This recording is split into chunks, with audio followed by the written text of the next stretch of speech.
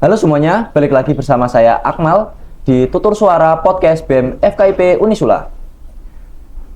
Jadi gini teman-teman, sebelum kita memulai podcast kali ini, kita itu kuliah itu sedang menjalani masa-masa belajar juga, dan juga di samping masa belajar itu, kita juga harus memulai untuk mengasah skill kita, entah itu di dunia usaha ataupun di pekerjaan soft skill dan lainnya.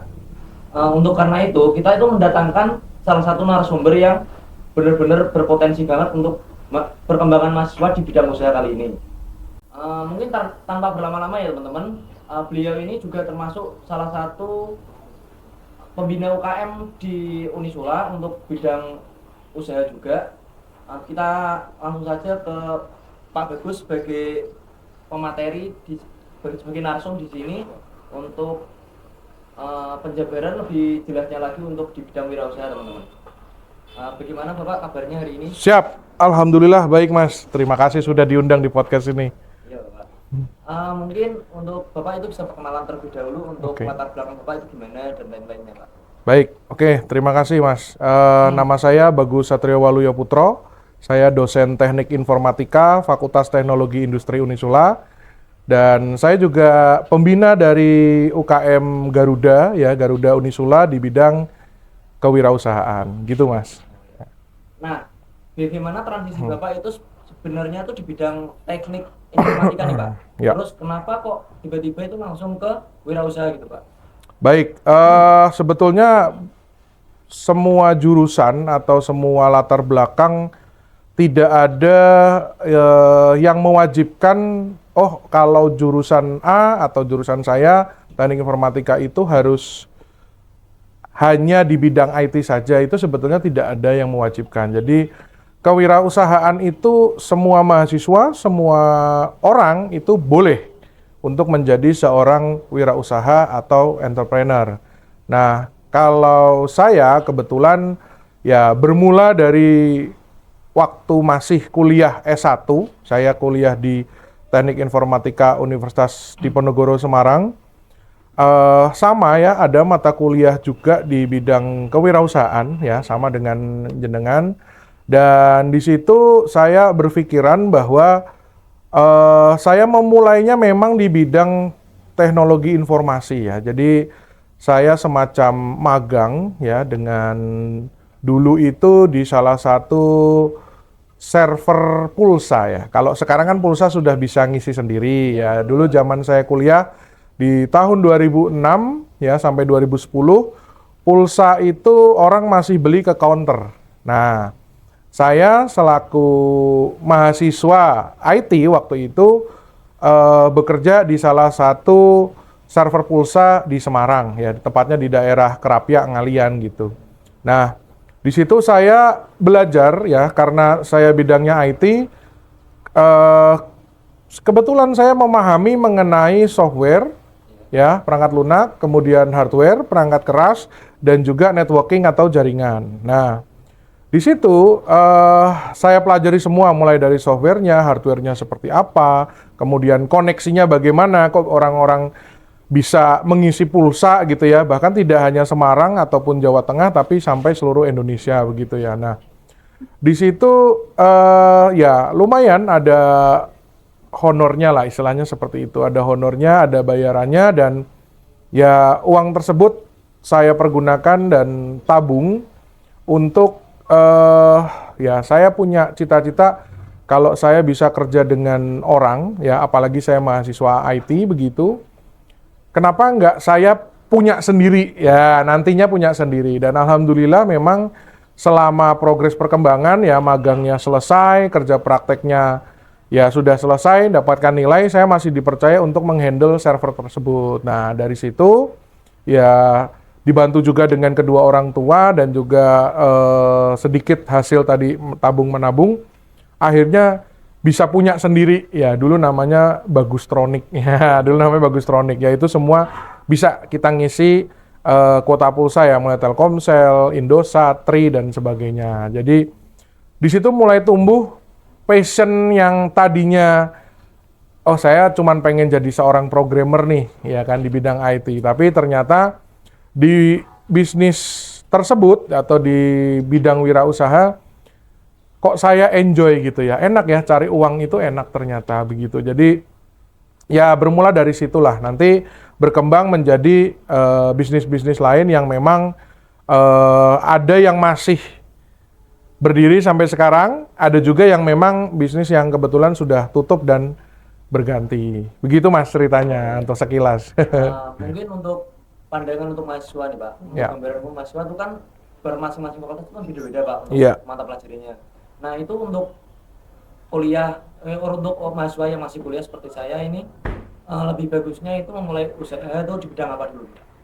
Baik, kalau ya saya rasa di bidang masing-masing itu akan lebih menguasai. Karena apa ya? Karena memang itu bidangnya kalian ya. Kalau kalian itu di bidang keguruan, kenapa tidak bikin usaha di bidang keguruan? Contoh ya, di tahun 2021 ya, kalau tidak salah, saya membimbing salah satu tim untuk lomba program pembinaan wirausaha muda ya, atau sekarang dikenal dengan P2MW.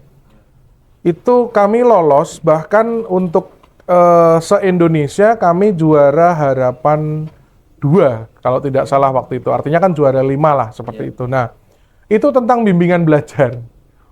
Ya, tentang bimbingan belajar yang memang bisa menghasilkan banyak profit atau laba. Ya, jadi ya bimbingannya belum semuanya full dengan teknologi ya, tapi di situ untuk break even point atau pembiayaan istilahnya untung gitu ya. Kenapa? Karena apa yang dijual dan ditawarkan itu adalah jasa. Nah, kalau kita menjual jasa atau skill itu akan lebih menguntungkan daripada ya menurut saya daripada kita menjual produk gitu ya, karena produk kan pasti ada biaya modal, ada ya semacamnya lah gitu ya. Jadi saya rasa di semua bidang ya, di perkuliahan, di fakultas di Unisula itu semuanya bisa berwirausaha ya, termasuk tempat jenengan Fakultas Keguruan dan Ilmu Pendidikan itu bisa ya, kita mulai dengan bimbingan belajar bisa. Mungkin begitu Mas. Untuk mengatur manajemen keuangannya itu gimana Pak? Untuk biasanya kan untuk awal-awal pemula untuk usaha itu kan untuk mengatur manajemen keuangan itu nih, setiap saya profit 200 nih, setiap penjualan itu langsung saya dihabisin gitu Pak. Nah, Oke, baik. Kalau mengenai keuangan ya, mengenai keuangan ini ya banyak pro dan kontra ya. Ada yang bilang wirausaha itu banyaknya malah rugi gitu ya. Ada juga yang bilang, oh siapa bilang gitu ya, bahwa saya dengan modal sekian bisa menghasilkan profit sekian. Ada juga yang bilang seperti itu. Nah, semua tergantung dari bidang usaha dan si wirausaha itu sendiri. Kalau kita menjual jasa, biasanya modalnya akan kecil. Karena apa? Karena keterampilan itu yang kita jual, skill. Tapi kalau produk, ya pasti kita akan modal dulu lah. Kalau bahasa Jawanya tuh kulaan ya kan. Kita beli dulu, misalkan kita beli barang tersebut dengan harga 50.000, kira-kira kita jual berapa. Nah, namun ya kalau kebetulan ini kita bicara di FKIP gitu ya, saya bisa Pak ngajari mungkin mengenai kesenian daerah misalkan ya. Saya pernah kenal salah satu mahasiswi yang memang dia bergerak di bidang tari ya di FKIP. Ya dia bisa langsung tampil ya kan dengan ya modalnya menyewa baju saja. Tapi harapannya fee-nya atau pembayaran untuk jasa dia seni tarinya itu ya harus lebih daripada modalnya gitu ya. Misalkan dia sewa baju 50.000 atau sampai 75.000 misalkan kebaya atau mungkin baju-baju yang untuk nari ya. Nah, ya fee-nya paling tidak harus 300 sampai kalau dia kelompok ya harus mungkin di atas 1 jutaan seperti itu. Nah, itu kan pasti balik modal dan untung gitu ya. Itu yang namanya skill gitu sih Mas. Nah, berarti untuk awal mula usaha nih kita tuh tidak perlu untuk memisahkan antara uang perusahaan dan juga uang kita mandiri gitu. Itu tidak perlu ya, Pak? Oke. Awalan. Kalau dari segi itu saya malah mewajibkan kita memisah kalau dari saya. Karena apa? Ya pengalaman pribadi kalau digabung ya ya namanya manusia kan kadang suka lupa dan luput, ya. Itu suka kebawa uang pribadi, jadi harus berhati-hati. Dan menurut saya memang harusnya dipisahkan ya antara ya keuangan pribadi dengan petty cash perusahaan atau ya bidang usaha kita itu tadi gitu. Ya, kan dari teman-teman juga banyak nih Pak Ya. yang mau mulai usaha. Cuman tuh mereka tuh takut kadang. Mulai bisnis itu kan 50-50 nih Pak. 50-nya keuntungan, 50-nya rugi juga. Itu kan high risk banget Mbak. Nah, untuk menghadapi high risk itu tuh selain jasa untuk produk itu gimana Pak untuk mengatasi high risk itu? Oke, kalau jenengan bilang mengenai high risk, semua usaha itu pasti high risk sih. Ya, jadi tidak ada yang low risk ya. Kalau buat saya ada yang bilang, oh ini resikonya kecil, buat saya tidak sih. Semua akan ada risiko tingginya ya. Baik dari segi keuangan maupun nama baik. Ya, kadang ya low risk dari segi keuangan ya, kita bakalan untung besar nih gitu kan. Tapi ya contoh misalkan catering ya, usaha catering. Kalau catering itu sekali saja makanannya tidak enak, ya atau mungkin terasa seperti basi atau kadaluarsa, panjang urusannya Mas, namanya langsung jelek. Oh catering ini waktu saya makan makanannya basi semua ya, itu selesai. Ya jadi mungkin dia jelas balik modal ya. Kita kalau jual makan atau minum ya itu paling besar keuntungannya. Ya bahkan harus lebih dari 100-150%, kalau bisa 200% kalau kita jual kuliner gitu ya. Nah, tapi ya itu kalau sekalinya kita di blacklist sama orang, ya kan kecewa dengan produk kita, bubar kita Mas. Panjang nanti urusannya gitu. Jadi untuk apa namanya tadi?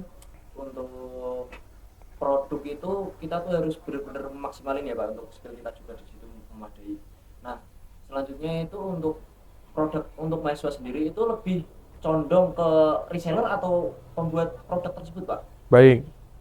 Kalau mau untung besar, jelas kita harus jadi inventornya ya, atau product makernya. Jadi kalau kita reseller bisa ya, kebanyakan kan sekarang reseller atau dropshipper ya, istilahnya gitu ya.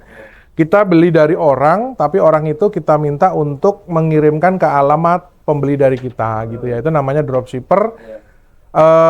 Keuntungannya akan lebih kecil sih. Ya, tapi kalau memang sabar ya atau istilahnya memang saya bisanya seperti itu Pak, ya sudah jalankan dulu saja. Nanti resiko-resiko yang ada kita akan tahu di tengah perjalanan. Seperti apa resiko seorang dropshipper, seperti apa kalau kita seorang product maker gitu. Itu nanti akan ada jalannya dan mengetahuinya sendirilah seperti itu. Nah, mungkin ada tips and trick untuk pemasaran terkait usaha Pak. Soalnya kan teman-teman juga banyak yang mulai usaha nih. Tapi mereka tuh bingung untuk pemasarannya tuh gimana, buangnya nanti kemana gitu dan lain-lainnya. Baik, ya saya bisa bilang pemasaran atau marketing nomor satu ya itu adalah dari mulut ke mulut. Ya, kalau saya prinsipnya dari mulut ke mulut itu lebih penting daripada yang kedua baru kita bilang media sosial. Kalau buat saya nomor satu tetap dari mulut ke mulut. Nah, dari mulut ke mulut itulah yang biasanya agak berat karena membutuhkan modal lebih banyak. Ya, karena apa? Misalkan kita jual kuliner, kita harus siapkan modal untuk orang lain ngicipi. Ya, tester. Nah, tester itu kan nggak sedikit ya. Artinya nggak mungkin kita kasih satu orang terus kita jadi terkenal gitu, jarang ya. Artinya ya paling tidak kita mungkin harus memberi 100 orang, ya kan seperti itu. Nah itu modalnya saja sudah berapa. Jadi buat saya dari mulut ke mulut, ya dulu kalau ya sekarang di bisnis keluarga ya itu warung makan. Kita mulai dari kita ngundang ibu-ibu. Ya, waktu itu saya ingat sekali di awal-awal saya ngundang beberapa teman-teman dosen yang ibu-ibu lah, yang perempuan, yang wanita, mereka cocok dengan masakan di warung keluarga kami gitu. Akhirnya cerita, aku kemarin habis maem loh di warung ini, di alamatnya di sini, enak nih, bebeknya enak, ayamnya besar, misalkan lezat, sambalnya pedes, ambil sendiri gitu ya, nasinya pulen segala macam. Jadi Ya, buat saya promosi itu dari mulut ke mulut dan nomor satu adalah ibu-ibu ya atau emak-emak itu biasanya lebih efektif gitu ya karena selain beliau-beliau atau mereka-mereka ini bercerita, mereka juga punya uang gitu untuk membeli produk tersebut gitu ya. Itu sih menurut saya, Mas. Mungkin kan di sini tuh banyak banget untuk mahasiswa di Unisula ini Pak. Itu tuh mau mulai usaha, mulai usahanya nih sebagai produk nih Pak. Ya. Produk dan mereka tuh takut banget untuk resiko keuangan mereka tuh kayak drop. Ya. Nah makanya itu mereka menerapkan sistem PO. Nah menurut Bapak itu sistem PO tuh gimana Pak? Bagus Oke. atau tidak? Atau gimana? Baik. Untuk seorang wirausaha awal ya atau wirausaha muda, PO itu tidak masalah ya karena ya tadi mungkin jenengan bisa dikategorikan bilang itu low risk gitu ya. Iya, Ya. Nah, tapi kalau sudah dirasa produk yang dijual itu cocok ya dan sudah dikenal oleh mahasiswa Unisula gitu ya. Ya, kita harus punya stok. Ya, bahkan kita harus waktu itu saya pernah memberi masukan kepada seorang mahasiswa belilah kulkas yang kecil. Ya, mungkin sekarang harganya 1.100.000 atau 1.200.000 gitu ya. Untuk menyimpan makanan yang memang dia perjualbelikan kebetulan kan makanannya dingin gitu ya. Nah, jadi dengan modal 1,2 anggap saja dan produk yang dia simpan kan bisa tahan lama ya di kulkas. Itu ya bisa tetap meraih keuntungan ya karena sudah jelas kalau kita mau order kapan aja bisa ya bahkan kita main ke kosnya langsung kita beli bisa. Nah itu jadi ya open PO it's okay tapi setelah itu kita harus siap ya harus punya apa-apa sendiri sih sebetulnya menurut saya itu. Berarti untuk pemasaran marketing pertama tuh open PO terus selanjutnya baru bikin usaha sendiri itu tidak masalah Pak? Tidak masalah, sangat tidak masalah. Dan untuk untuk strategi marketingnya itu menurut Bapak itu lebih bagus langsung bikin produk langsung atau open PO dulu baru produk? Kalau menurut saya open PO dulu sih. Ya, banyak ya di sini mahasiswa yang memang open PO makanan, minuman ya, bahkan tim saya di Garuda Unisula juga banyak ya open PO dan banyak produk-produk unggulan juga dari kami ya. Itu yang sudah diperjualbelikan di Unisula gitu dan ya saya sudah sampaikan kita harus punya penyimpanan sendiri karena ketika orang order ketagihan ya kita harus ready gitu kapanpun 24 jam ya kali 7 hari kita harus siap gitu sih Mas. Kalau dari Bapak itu lebih setuju untuk usaha di soft skill atau emang dari produk Pak? Skill atau produk untuk usahanya? Oke, lebih prefer kemana ya? Kalau saya sebagai awalan itu sih setujunya lebih ke soft skill ya atau sesuai bidang masing-masing gitu ya. Karena kadang orang sudah otomatis percaya diri nih. Saya mahasiswa FKIP misalkan. Saya di kelas pun dilatih untuk mengajar, misalkan ngajar anak SD atau ngajar matematika, ngajar bahasa Inggris. Otomatis kita kalau bertemu dengan murid ya, calon murid atau murid yang memang sudah mendaftar untuk bimbingan belajar dengan kita atau mungkin istilahnya apa ya, sharing-sharing gitu atau sekarang istilahnya apa, SGD ya, small group discussion, ya kita akan otomatis pede karena sudah terbiasa gitu kan kalau soft skill. Tapi kalau produk, ya kalau kita sendiri nggak apa ya, belum pernah membuat, kita open PO aja ragu. Iya betul. Iya kan? Apalagi bukan masakan kita gitu. Nah itu yang semacam kayak dropshipper tadi, itu juga ragu nih bener nggak sih produknya bagus? Ya kan? Mungkin pengiriman pertama, kedua oke, tapi apakah pengiriman ketiga sama? Ya kan? On time atau justru malah terlambat sehingga nama kita juga ikut jelek. Gitu sih. Kalau saya lebih prefer pertama ke soft skill dulu gitu. Berarti untuk cara runtutan untuk produknya untuk bikin usaha itu emang benar-benar kita tuh harus tahu tentang keuangan dulu dan lain-lain untuk dasarnya dan juga untuk strateginya nih Pak.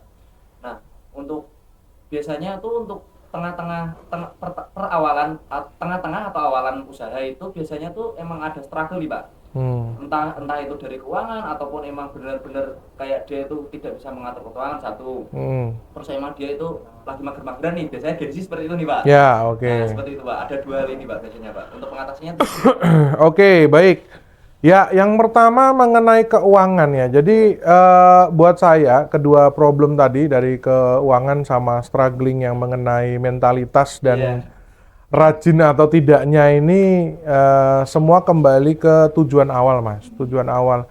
Kita itu mau wirausaha kenapa sih? Apakah kita hanya untuk tugas kuliah?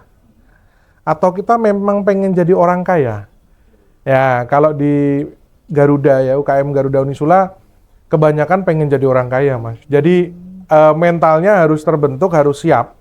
Ya, jadi kita pun kalau menawarkan produk ditolak sama orang itu sudah biasa. Nah, yang jadi bahan persiapan adalah seberapa kuat kamu menerima penolakan oleh orang lain. Nah, jadi kalau tadi sudah struggle, aduh keuanganku kok semakin menipis, mungkin sih orang tersebut konsumtif. Ya kita harus mencoba. Kalau kamu konsumtif, misalkan ya, kalau kamu konsumtif, kamu harus punya strategi yang lain. Ya, saya pernah diceritakan atau dicurhatin sama salah satu mahasiswa di Unisula. Ya, sebetulnya ini bukan saran yang bagus ya, tapi ternyata berhasil sampai sekarang. Pak, saya itu nggak bisa nabung. Ya, kata orang tua saya itu kurang baik. Apa ya, ramalannya, kalau bilang orang Jawa ki wetone kurang apik ya kan, kayak gitu. Saya orangnya boros. Saya langsung bilang, "Ya udah kamu nyicil aja."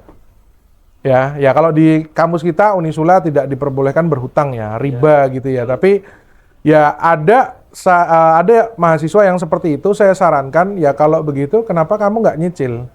Ya. Kenapa? Karena dengan kamu nyicil, ya kalau sekarang kan istilahnya ada kayak pay later ya bukan pinjol ya, tapi semacam pay later gitu, tapi itu akan memberi kamu semangat ya supaya apa yang kita beli itu bisa segera lunas. Ya kan? Ketika kamu berleha-leha, ketika kamu nyantai-nyantai di kos, kamu oh iya, minggu depan saya harus ada yang dicicil. Nah, itu sudah terjadi. Salah satu mahasiswa itu sekarang sudah sarjana malah ya. Ya dia masih seperti itu. Beli motor pun dia nyicil.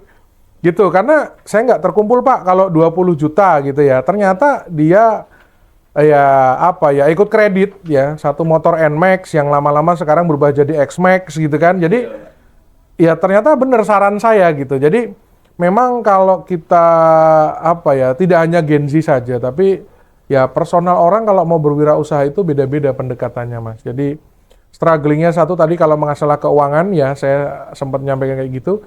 Yang kedua yaitu tadi mentalitasnya itu ya. Kita tujuannya wirausaha apa sih? Buat kita, buat orang tua, atau ya ini pernah juga saya lucu ya di Fakultas Teknologi Industri, ini alumni sekarang, dulu mantan presiden BEM-nya ya angkatan sebelumnya. Pak, saya punya cita-cita pengen nikah sama cewek cantik Pak. Nah, cewek cantik yang mirip artis kayak gitu. Ya saya bilang, syaratnya cuma satu, uangmu harus banyak.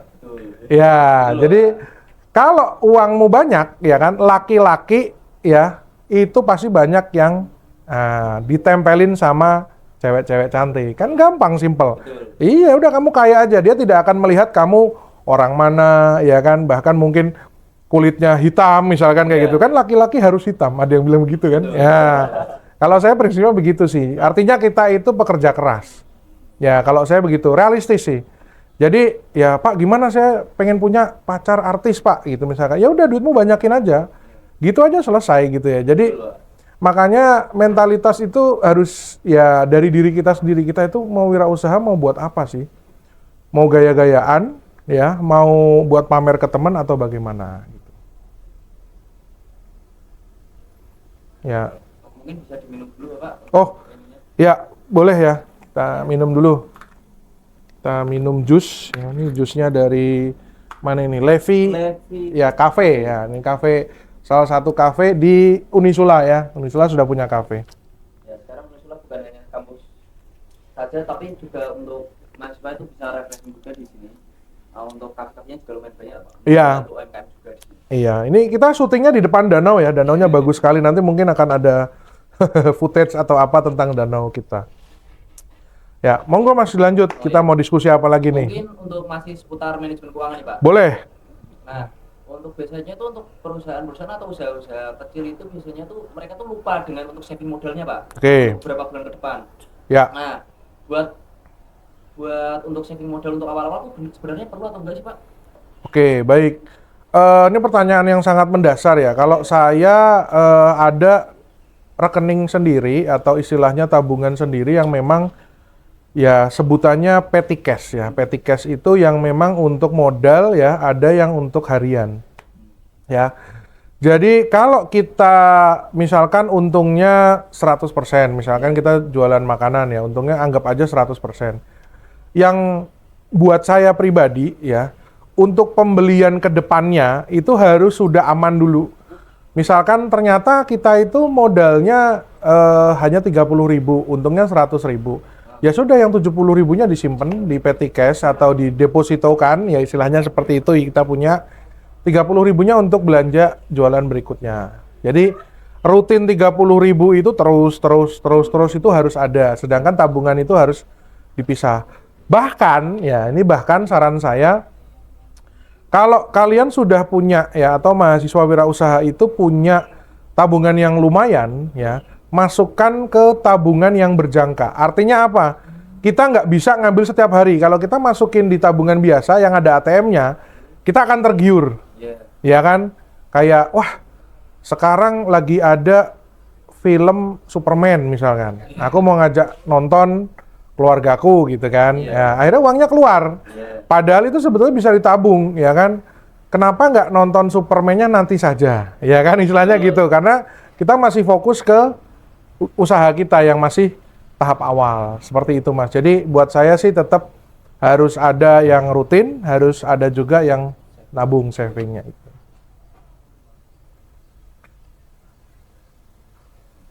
Mungkin untuk masih tentang seputar itu sih Pak, untuk soft skill sendiri, dan di fakultas saya itu masih terlingkup untuk pengajaran nih Pak. Nah, untuk pengajaran sendiri itu biasanya tuh untuk kita tuh ngajar anak kecil dan lain-lain itu pemasarannya gitu Pak, itu lumayan sulit Pak untuk mereka tuh percaya sama kita gitu. Itu sangat sulit Pak. Lalu bagaimana untuk tantangan tersebut Pak? Baik, ya pengalaman saya di lomba P2MW ya mengenai bimbel, ya bimbingan belajar, kita mulai dari sebuah tempat yang memang membutuhkan itu, gitu ya. Jadi seingat saya waktu itu ada di daerah Kaligawe sana, ya agak ke dalam, itu anak-anaknya membutuhkan bantuan pembelajaran untuk anak SD, gitu. Jadi di tim P2MW saya kebetulan ada laki-laki, ada perempuan yang memang mereka sabar ya. Saya rasa kalau mahasiswa FKIP harusnya banyak yang sabar ya, khususnya panjang gitu ya. Jadi kalau mengajar itu ya memang harus penuh pengertian. Siapa lawan bicara kita, siapa yang kita ajari, itu harus kalau bahasa Jawanya telaten lah, telaten. Kita harus, ya nak, kamu buka halaman 5 misalkan, kita akan belajar hitung-hitungan. Nah, hitung-hitungan gimana sih?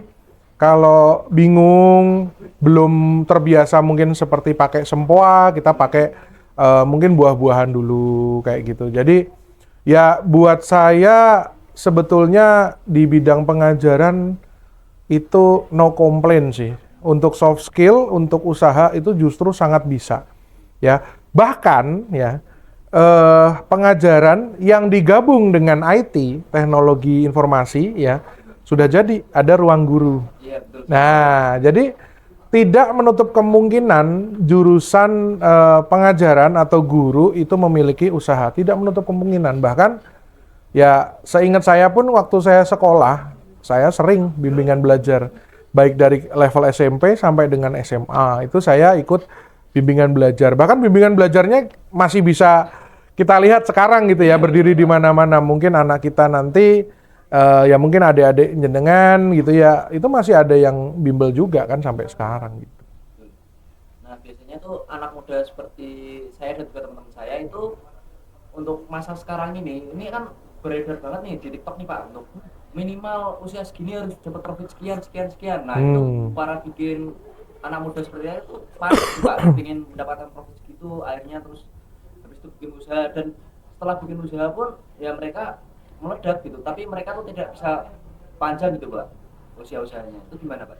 Baik, ya ini kembali lagi ke personal masing-masing sih saya rasa. Jadi ini saran saya juga mungkin tidak berlaku ke semua mahasiswa atau ke semua orang, karena ada yang personalnya baik, ya dia bisa maintenance keuangannya, untung sedikit sampai usahanya tetap berjalan sampai sekarang. Ada yang boros. Begitu dia, misalkan ya kalau di TikTok tuh kan ada affiliate ya, kita jadi afiliator, ya kita menjual produk orang lain, kita dapat keuntungan ya. Saya mungkin pernah mendengar ada salah seorang mahasiswi saya juga menjadi afiliator, itu dia jual baju.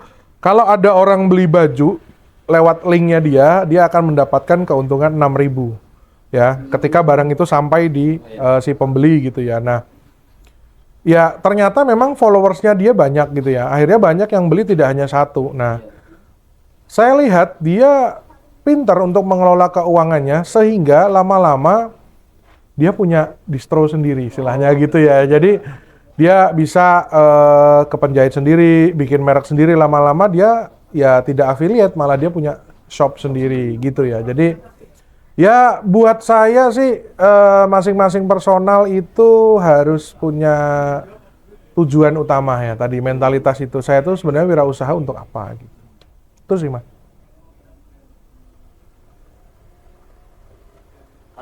Mungkin untuk tip and trick nih Pak, untuk mahasiswa yang mau mulai berusaha itu seperti apa? Mau gimana dulu dari awal, dari fondasinya sampai untuk yang lebih tinggi lagi? Baik, tips dan triknya, lihat dulu ke diri kita sendiri ya, kita punya skill apa. Ya kan, misalkan kita punya skill musik, kita punya lidah yang kuat ya untuk kuliner, misalkan seperti lidah saya cocok gitu ya. Atau kita skillnya tadi di pengajaran ya. Ya buatlah usaha yang kalian sendiri bisa menguasai. Kenapa? Kalian nanti ketika berbisnis, ketika berwirausaha, tidak akan bisa dibohongi oleh orang lain. Ya, karena ya kita kuasai, ya kan? Misalkan jenengan bidang pengajaran di bahasa Inggris misalkan ya. Ada orang yang meragukan kemampuan Inggris Anda gitu panjenengan, dan akhirnya berdebat. Oh, mahasiswa ini bahasa Inggrisnya kurang. Ya. Padahal kalian merasa saya menguasai, ya kan? TOEFL saya aja Pak baru masuk Unisula sudah 500 misalkan, seperti itu. Ya kan? Kok ada ya orang yang ngomong seperti itu Pak ke saya? Ya pasti ada. Kita tidak bisa menyenangkan setiap orang. Ya, ini digarisbawahi.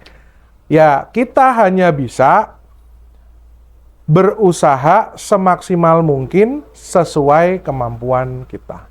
Gitu. Jadi, ya apa yang kita bisa, kita laksanakan dari awal, jangan mengikuti orang. Kalau perlu, kita harus jadi trendsetter kepada orang lain. Ya, kalau kita tidak bisa jadi trendsetter, kita amati, kita tiru, kita modifikasi. Ternyata cocoknya dengan saya, harus ada yang saya rubah seperti ini misalkan. Ya, dijalani saja, tapi kalau memang kita lihat orang lain, belum tentu kita sama dengan dia.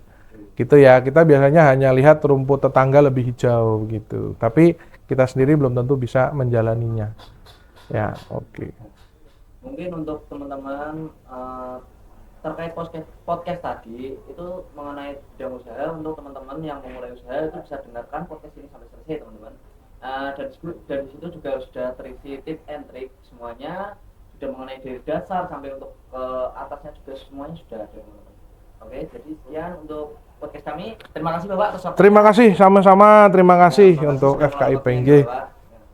Jadi teman-teman, untuk saya sudah terima kasih sebagai host BEM FKIP, pamit undur diri. Ya, terima kasih. Assalamualaikum.